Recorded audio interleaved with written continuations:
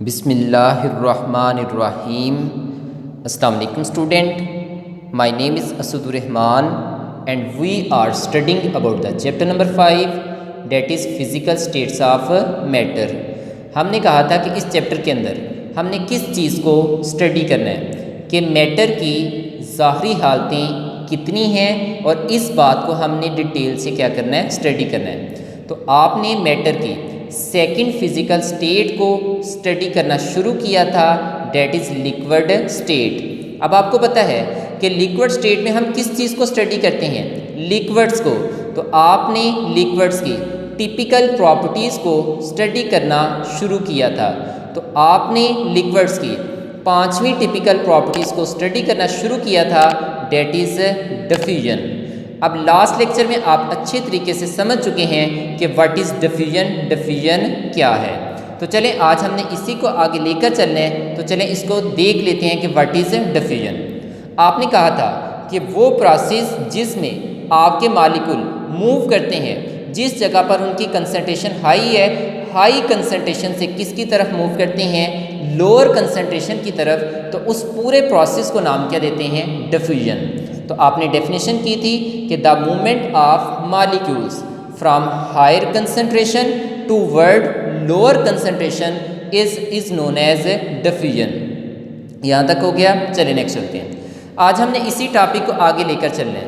तो हमारे पास next topic है factors affecting the diffusion in liquids. अब वो कौन कौन से अवामिल हैं, वो कौन कौन से अनासिर हैं, या वो कौन कौन से फैक्टर्स हैं जो लिक्विड के रेट ऑफ डिफ्यूजन के ऊपर असरअंदाज होते हैं, जिनके चेंज करने से जो लिक्विड में रेट ऑफ डिफ्यूजन है वो क्या होता है, चेंज हो जाता है। आज हम इस चीज़ को क्या करेंगे, स्टडी करेंगे। तो चलें स्टार्ट करते हैं पहला फैक्टर। अब इसमें पहला फैक्टर कौन सा हमारे पास, इंटरमॉलिक्यूलर फोर्स। अब हम देखेंगे कि इंटरमॉलिक्यूलर फोर्स के चेंज होने से आपके लिक्विड्स में जो रेट ऑफ डिफ्यूजन है वो कैसे चेंज होता है, हम इस बात को यहाँ पर क्या करेंगे, स्टडी करेंगे। तो चलें स्टार्ट करते हैं पहला factor, that is intermolecular forces. अब हम कुछ लिक्विड लेते हैं तो जिनमें इंटरमॉलिक्यूलर फोर्स क्या होती है, स्ट्रांग होती है, और कुछ लिक्विड्स में जो इंटरमॉलिक्यूलर फोर्स होती है वो क्या होती है, हमारे पास वीक होती है। इसका मतलब इस फैक्टर को हम दो टर्म के लिहाज से स्टडी करेंगे, ऐसे लिक्विड जिनमें इंटरमॉलिक्यूलर फोर्स स्ट्रांग है, और ऐसे लिक्विड जिसमें इंटरमॉलिक्यूलर फोर्स क्या है, हमारे पास वीक है। तो क्या स्ट्रांग वाले में रेट ऑफ डिफ्यूजन फास्ट होगा, या वीक इंटरमॉलिक्यूलर फोर्स रखने वाले लिक्विड में रेट ऑफ डिफ्यूजन क्या होगा, फास्ट होगा। अब हम इस बात को स्टडी करते हैं। तो चलें स्टार्ट करते हैं पहले स्ट्रांग के लिहाज से। अब ऐसे लिक्विड जिसमें इंटरमॉलिक्यूलर फोर्स क्या होती है, स्ट्रांग, ठीक है।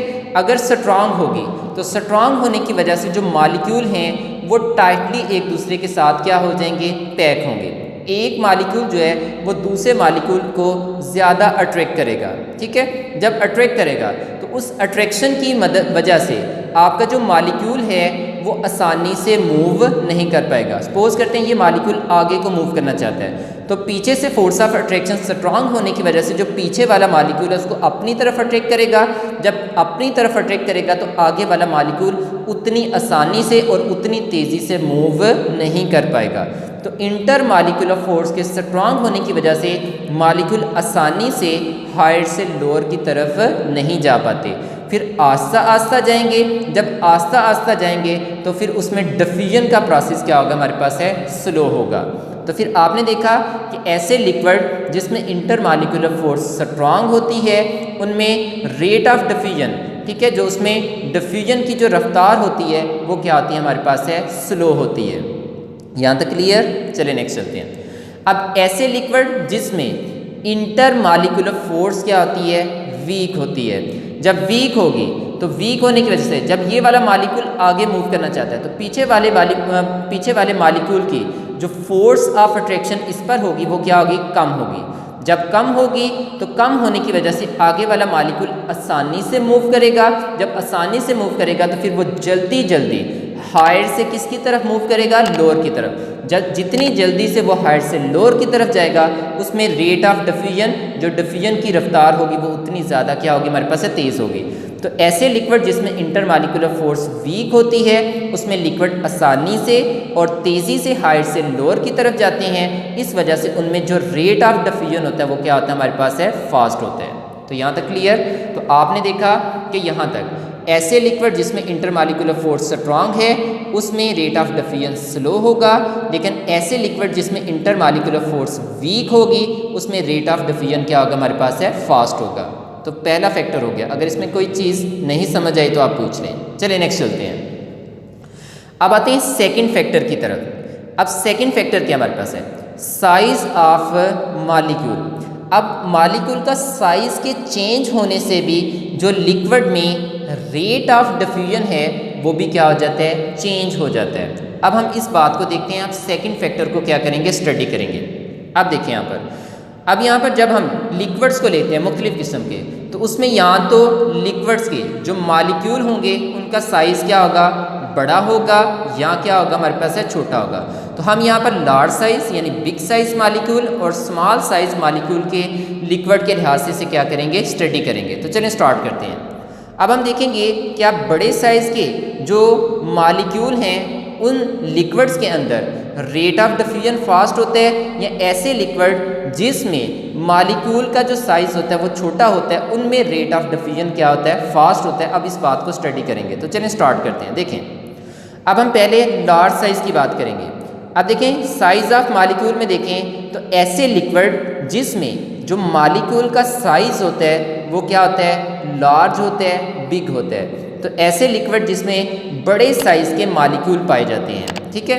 अब बड़े साइज़ के मॉलिक्यूल जब पाए जाएंगे तो अगर हम छोटे साइज़ और बड़े साइज़ वाले मॉलिक्यूल को मॉलिक्यूल को एक जैसा टेम्परेचर क्या करते हैं, देते हैं। जब एक जैसा टेम्परेचर देंगे तो आपके जो बड़े साइज़ के मॉलिक्यूल हैं वो आसानी से मूव नहीं कर पाएंगे, ठीक है। क्यों? पहली बात है उन्हें मूव करने के लिए क्या चाहिए, ज़्यादा एनर्जी चाहिए। तो जब दोनों के लिए टेम्परेचर सेम है तो फिर उस वजह से टेम्परेचर सेम होने की वजह से वो उसी टेम्परेचर पर क्या करेंगे, स्लोली मूव करेंगे। दूसरी बात, वो बड़े साइज़ के मॉलिक्यूल के आपस में कोलाइड करने के चांसेस भी ज़्यादा होंगे। जब वो आपस में बार बार क्या करेंगे, कोलाइड करेंगे, तो कोल्यूशन की वजह से उनकी स्पीड और क्या हो जाएगी, स्लो हो जाएगी। तो स्लो होने की वजह से फिर वो आस्ता आस्ता हायर से लोअर की तरफ जाएंगे। जब आस्ता आस्ता हायर से लोअर की तरफ जाएंगे तो उसमें रेट ऑफ डिफ्यूजन भी क्या हो जाएगा, हमारे पास स्लो होगा। इसका मतलब बिग साइज मॉलिक्यूल में रेट ऑफ डिफ्यूजन क्या होता है, हमारे पास है, स्लो होता है, ठीक है। अभी हम इसको एग्जाम्पल की मदद से भी देखेंगे। चलिए नेक्स्ट चलते हैं। अब ऐसे लिक्विड जिसमें मॉलिक्यूल का जो साइज़ होता है वो क्या होता है, हमारे पास है, स्मॉल होगा। अब जब स्मॉल होगा तो वो उसी टेम्परेचर के ऊपर, ठीक है, आपके छोटे साइज़ के मॉलिक्यूल आसानी से क्या कर पाएंगे, मूव कर पाएंगे। जब आसानी से मूव कर पाएंगे और तेज़ी से मूव करेंगे तो फिर वो तेज़ी से हायर से किसकी तरफ जाएंगे, लोअर की तरफ। दूसरी बात, साइज छोटा होने की वजह से, ठीक है, वो आसानी से उन एम्प्टी स्पेस के अंदर क्या कर सकेंगे, मूव करेंगे। उनके टकराने के चांसेस इन बड़े साइज मॉलिक्यूल की निस्बत क्या होंगे, कम होंगे। जब इनकी निस्बत कम होगी तो फिर वो और तेज़ी से हायर से लोअर की तरफ जाएंगे। जितनी तेज़ी से वो हायर से लोअर की तरफ जाएंगे उतना उसमें रेट ऑफ डिफ्यूजन क्या होगा, हमारे पास है, फास्ट होगा। तो फिर आपने देखा कि स्मॉल साइज मॉलिक्यूल में रेट ऑफ डिफ्यूजन फास्ट होता है, जबकि जो बड़े साइज़ के मॉलिक्यूल होते हैं उसमें रेट ऑफ डिफ्यूजन क्या होता है, हमारे पास है, स्लो होता है। यहाँ तक क्लियर। चलिए अब इन दोनों पॉइंट को हम समझते हैं with the help of example. अब यहाँ पर मैं यहाँ पर दो लिक्विड लेता हूँ, एक ले लेता हूँ हनी और एक में क्या ले लेता हूँ, अल्कोहल। अब देखें, आपने देखें यहाँ पर मैंने सामने कितने बीकर ड्रॉ किए, दो। अब दोनों बीकर के अंदर एक में मैंने ले लिया वाटर, ठीक है, और दूसरे बीकर में मैंने क्या ले लिया, वाटर। अब दो बीकर लिए और दोनों में मैंने वाटर ले लिया। यहाँ तक क्लियर। चलिए नेक्स्ट चलते हैं।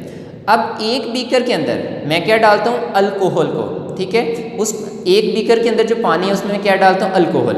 जबकि जो दूसरा बीकर है उसमें जो पानी के अंदर मैं क्या डालता हूँ, हनी को डालता हूँ। तो आप उसे डालने के बाद थोड़ी देर पड़ा रहने दें तो आप देखेंगे कि जो आपकी जो अल्कोहल है वो जल्दी से पानी के अंदर क्या करेगी, डिज़ाल्व हो जाएगी। ठीक है, वो जल्दी से अल्कोहल जो है वो हायर से लोअर की तरफ मूव करेगी, और जब हायर से लोअर की तरफ मूव करेगी तो उसमें रेट ऑफ डिफ्यूजन फास्ट होने की वजह से वो जल्दी जल्दी क्या होंगे, मिक्सअप होंगे और होमोजीनियस मिक्सचर बना देंगे।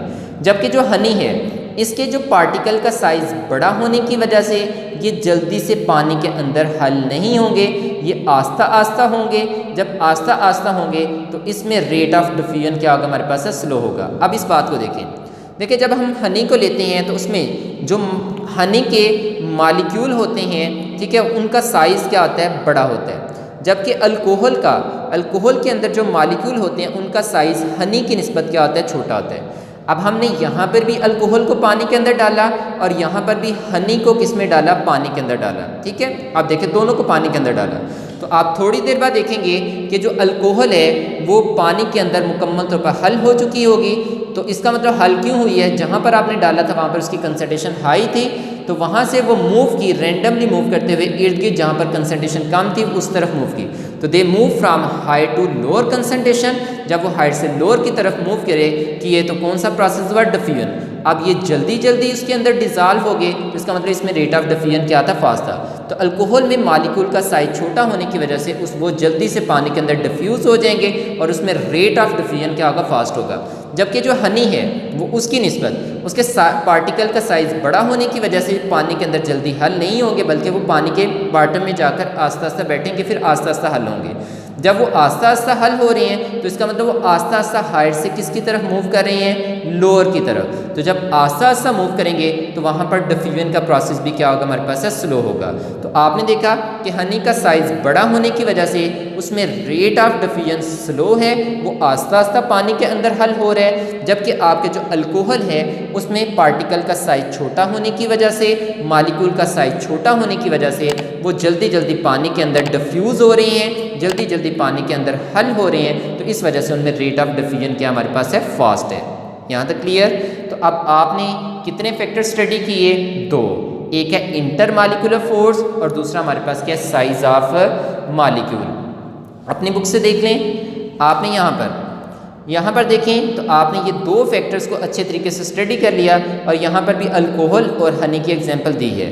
तो आप इन दोनों फैक्टर को अच्छे तरीके से रीड करें। अगर किसी चीज़ की नहीं समझ आई तो आप पूछ लें। और नेक्स्ट लेक्चर में आप जो स्मार्ट सिलेबस है, ठीक है, जो गवर्नमेंट की जानिब से स्मार्ट सिलेबस दिया गया है, हम उसके मुताबिक सिर्फ वही टॉपिक को यहाँ पर क्या करेंगे, स्टडी करेंगे जो उस सिलेबस का हिस्सा है। ठीक है।